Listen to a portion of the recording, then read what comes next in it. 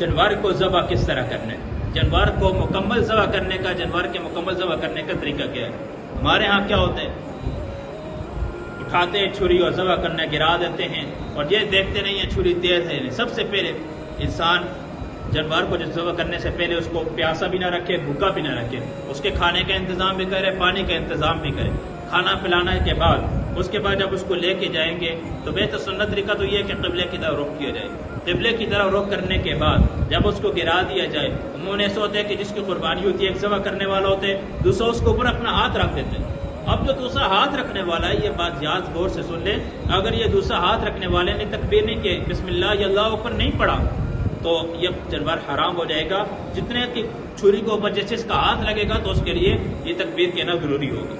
پڑھنے والے کے ذبح کرنے والا تو ہی، ہمارے یہاں ایسے دوسرا بھی اوپر ہاتھ رکھ لیتے، تو اسے جو دوسرا ہاتھ رکھنے والا ہوگا اس کے لیے بھی تکبیر کہنا ضروری ہوگی۔ نبی علیہ السلام تکبیر بھی کہا، لمبی تکبیر بھی کہتے ہیں، انی وجہت وجہی للذی فطر السماوات والارض، یہ بھی اللہ کے نبی پڑھا کرتے تھے۔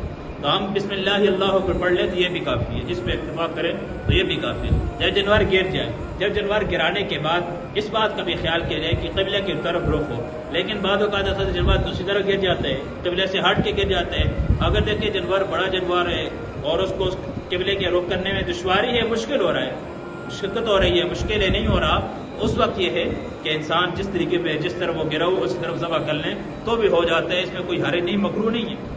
جیسے تو انسان بغیر کسی سے کرے گا پھر تو ٹھیک نہیں ہے، مکروہ ہے، لیکن اگر مشقت ہو رہی ہے تو پھر یہ مکروہ بھی نہیں ہے، بلکہ اسی طرح ذبح کر لیں۔ لیکن اگر آسانی سے ہو سکتے ہیں جانور، ہمارے ہاں تو ایسے ہوتے ہیں آدمی زیادہ ہوتے ہیں، 10-15 آدمی ایک جانور کے اوپر ہوتے ہیں، تو کوشش کریں آسانی سے ہو سکتے تو اس کو قبلے کی طرف رخ کر کے ذبح کیا جائے، دوسرے جانور کے سامنے ذبح نہ کریں، تیز چھری کے ساتھ ذبح کیا جائے۔ اللہ کے نبی کے سامنے ایک ذبح کرنے لگا، نکارا قسم کی چھری تھی، تیز نہیں تھی، تو اللہ کے نبی نے کہا 2 موتیں کیوں دے رہے، یعنی ڈبل ذبح کر رہے ہو، بار بار اس کو تکلیف دے رہے ہو۔ ایسی چھری کے ساتھ ذبح کیا جائے جو بالکل تیز ہو، تیز دھار والی جو چھری ہو اس کے ساتھ جانور کو ذبح کیا جائے۔